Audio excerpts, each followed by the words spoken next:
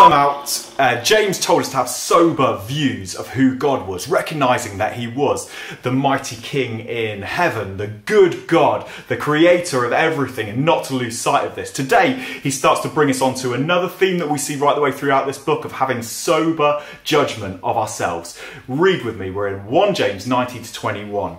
Know this, my beloved brothers, let every person be quick to hear, slow to speak, slow to anger, for the anger of man does not produce the righteousness of God.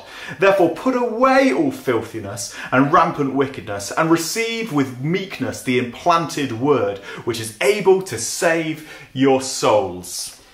I don't know about you, but I am a much better finder of fault in other people's characters than I am my own. And I see that in the world around us, we are much better at finding fault with others, their opinions, their views, than we are our own views and our own character traits.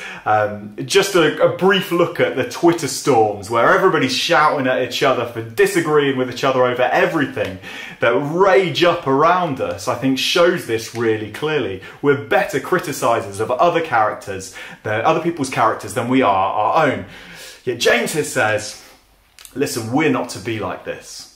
We're not to be like this. That we should have a greater focus on our own character than we do other people's around us. We should have greater critical insight into how we're doing in certain ways than other people. And he says the character that we're supposed to develop doesn't actually look like these Twitterati characters at all. We should be developing character that is completely different to this. Character that has poise, that stops, that listens to other people.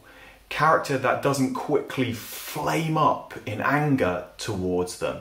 Character that is slow and considered in its speech and responses to other people. He says if you don't develop these character traits, if you keep behaving like the world around you, the fruit in your life is not fruit that God desires for you. Your fruit will actually be a lack of righteousness. It will be things like broken relationships. It will be things like judgmentalism. It will be things like people distancing themselves from you rather than coming close to you and wanting to hear about the truth of the gospel. So here, James says, listen, all that stuff that we see in the world, all that judgmentalism, make sure you're shoving that in a drawer and make sure you're building life and your character in a different way. And he tells us how we do this as well. He says we build character by humbly submitting to the implanted word of God. What a great phrase that is, the implanted word, a word that implants, that gets in us and grows all of those character traits that God